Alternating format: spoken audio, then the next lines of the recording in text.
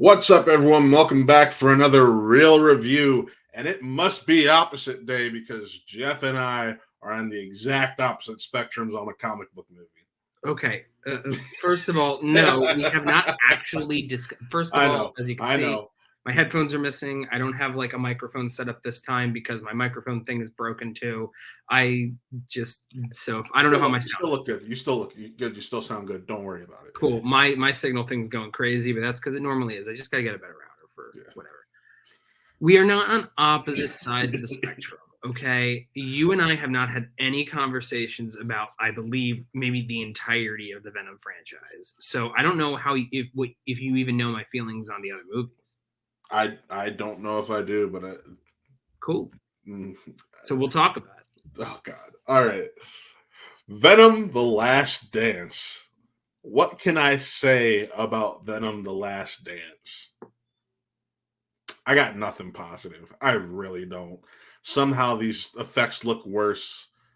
The story becomes even more nonsensical, and they continue to just use or toss out the logic they established in the first film. I would like to go back real quick to 2018 when the first Venom came out. Somehow the best of a trio of turds. So we are definitely not on the same page. I just want to make sure that I want to make this perfectly clear. We are both on the same page and not. I don't think that Venom is a good movie.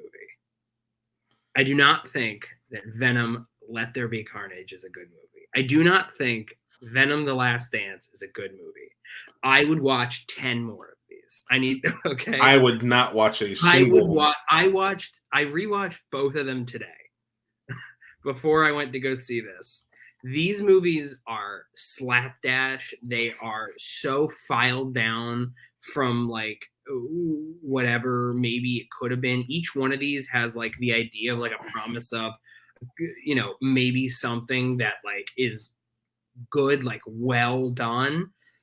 I think that, fundamentally from a directorial standpoint, they're all just like a mess. They're edited to shit.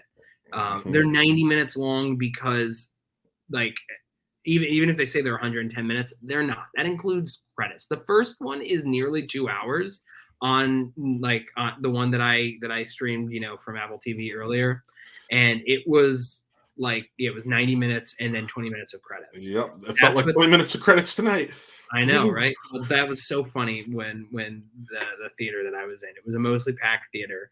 And they clapped at a bunch of parts. I think that they were much closer to me than you on this. And here's the thing. Like I said, I don't think this is a good movie. I enjoy every one of these movies because I can't get enough of Tom Hardy and what he does with Venom.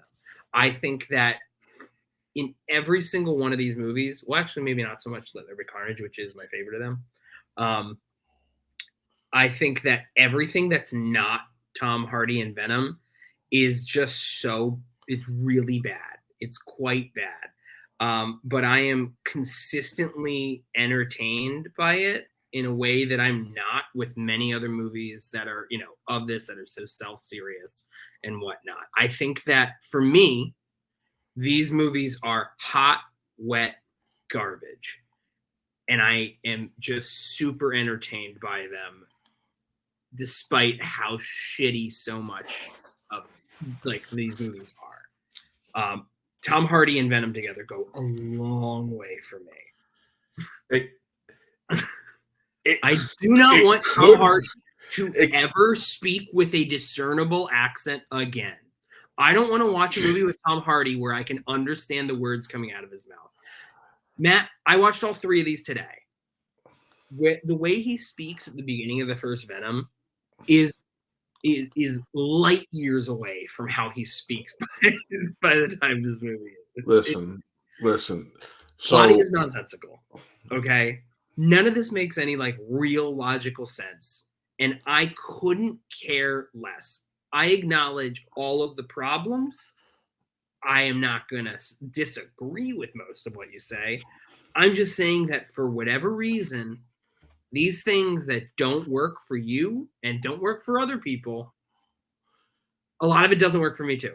But the stuff that does work for me works enough that I would watch more. I would never want another second of another film in this franchise. This franchise is a total disrespect to the character. And this is coming from someone who Venom is one of my top 5 Marvel characters. Mm-hmm. And to just totally skip over what makes the character himself compelling to go to the essentially second half of his career as a comic book character is fucking atrocious. And I continuously, every time there's been a Venom movie, I have left the theater mad. I have left the theater pissed. You may get one chuckle out of me. The first one is a situation of the coolest part of the movie you can't see because it's totally blacked out and because they wanted to cheap out on effects. The second movie, I don't know what the fuck Woody Harrelson was in, but he took it to... Woody Harrelson was in his own movie, Yes. And that movie was called Venom, Let There Be Carnage. And then this movie was just so... I didn't think it could be more disappointing. It was so disappointing because ultimately it's, oh, walk, walk, walk, change back, walk, walk, walk, change. There's nothing going on. It is absolutely boring. And when there is something even semi-interesting, it is so nonsensical bullshit that I can't stand it. I will say, I'm glad they covered all of our fears, or all of us MCU fans' fears, from when we saw the first trailer, and we're like, plot hole, what the hell? No plot hole. Just, I'll tell you that up front. You'll see. But MCU plot hole stuff isn't part of that also like resolved just in a post credit for No Way Home or whatever?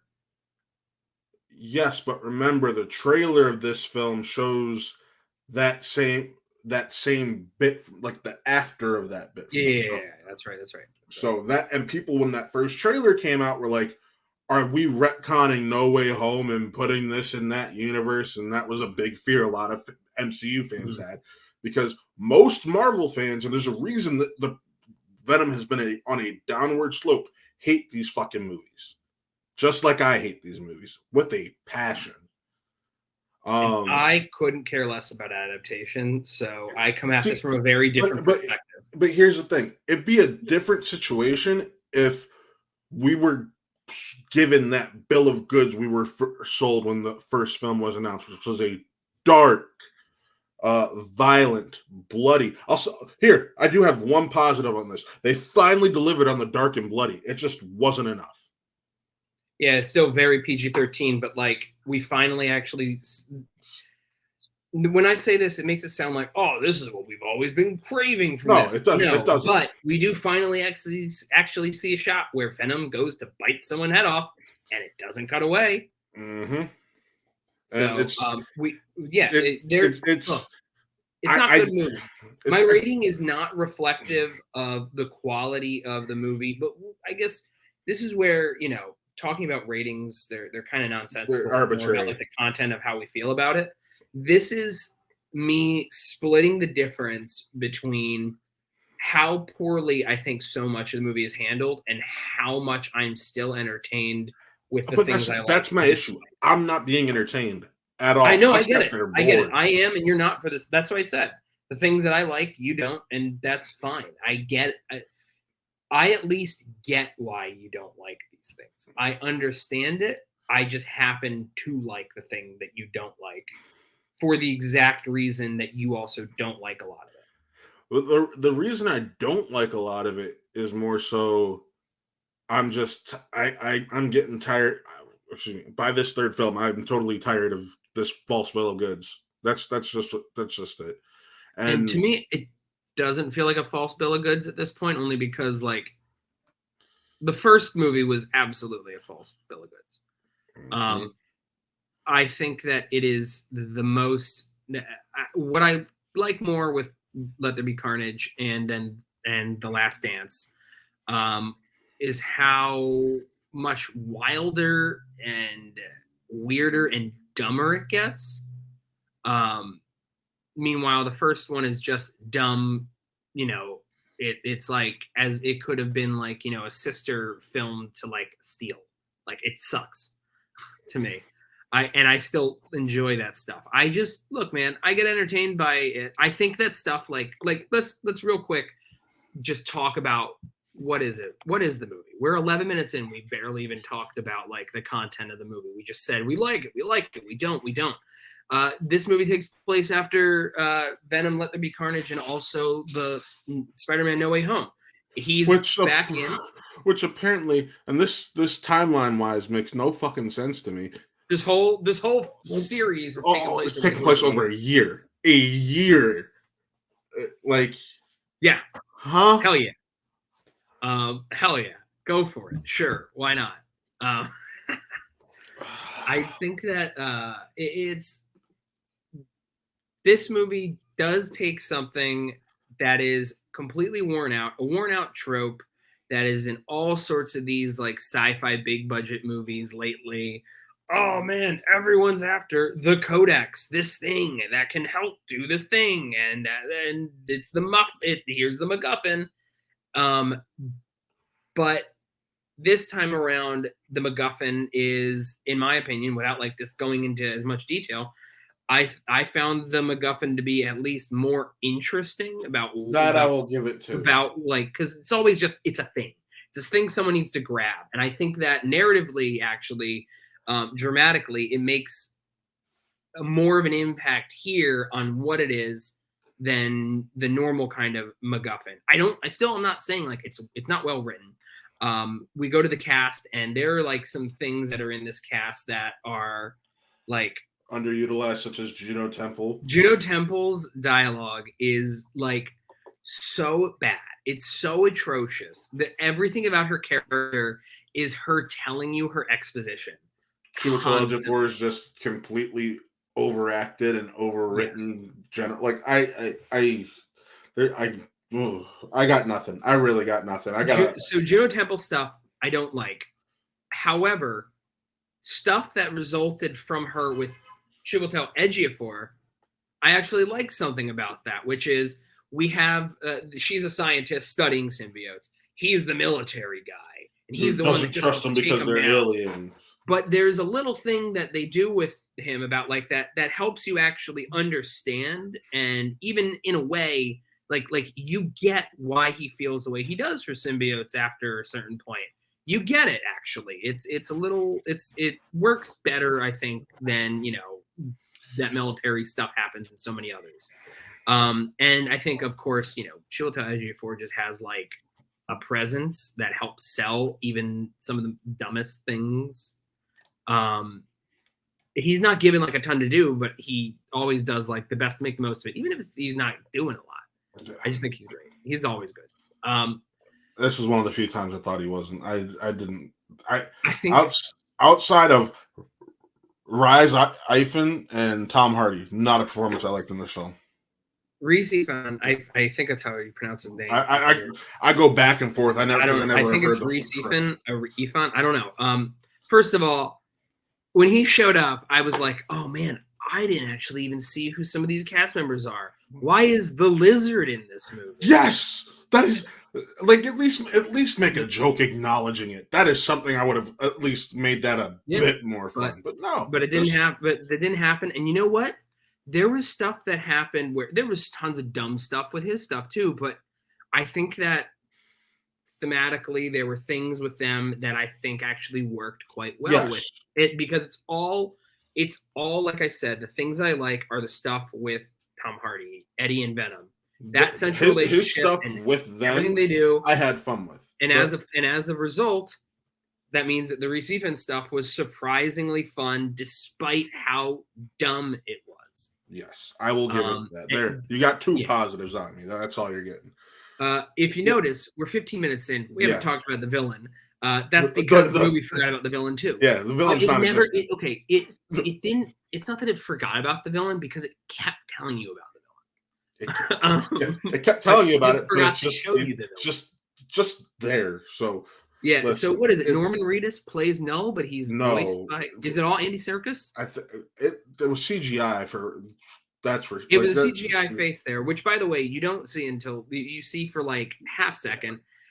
He's in about 90 seconds of the movie, and the whole time is him sitting in a forest, like a symbiote Of forest on a symbiote force, throne and looking it's down, just and him speaking like ominously or something.